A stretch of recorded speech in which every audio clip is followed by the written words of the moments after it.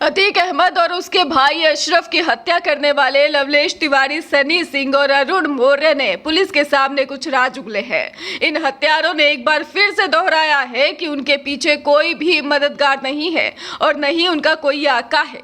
इन लोगों से पुलिस ने 7 अहम सवाल पूछे थे, जिनके जवाब इन लोगों ने सिलसिलेवार ढंग से दिए हैं। हालांकि तीनों ने ही एक बार फिर से दोहराया है कि हत्या में इस्तेमाल पिस्तौल हमारी ही थी और हम ही डॉन हैं।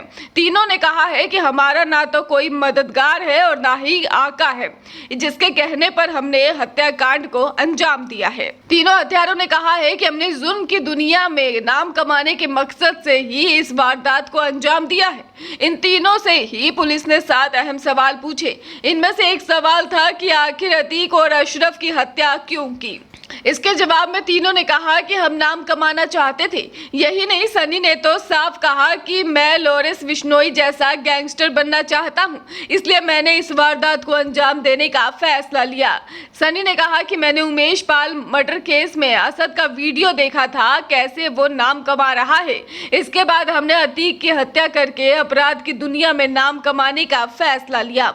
पुलिस का एक अहम सवाल ये था कि तुर्की में बनी जिगाना पिस्तौल कहां से आई। इसका जवाब भी सनी ने ही दिया। बताया कि उसे ये पिस्तौल एनसीआर के गैंगस्टर जितेंद्र मान गोगी से मिली थी।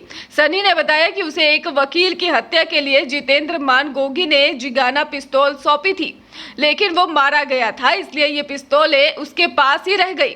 पूछताछ में तीनों ने यह भी बताया है कि वो कैसे एक दूसरे से मिले थे।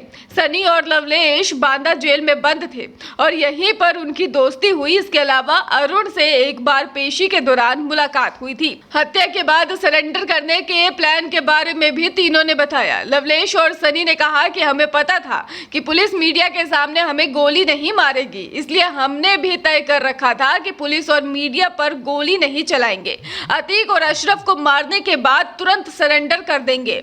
इन तीनों ने यह भी बताया कि हम लगातार टीवी देख रहे थे और 14 अप्रैल को जब उसे कॉलविन अस्पताल ले जाया गया तो उन्हें पता चल गया था कि अगले दिन फिर से मेडिकल होगा। इन लोगों ने यह भी बताया है कि हम लोगों ने लखनऊ में ही मोबाइल और सिम नष्ट कर दिए थे। इसके बाद प्रयागराज में नए मोबाइल लिए थे, लेकिन उनके भी सिम हत्याकांड से पहले निकाल कर फेंक दिए थे।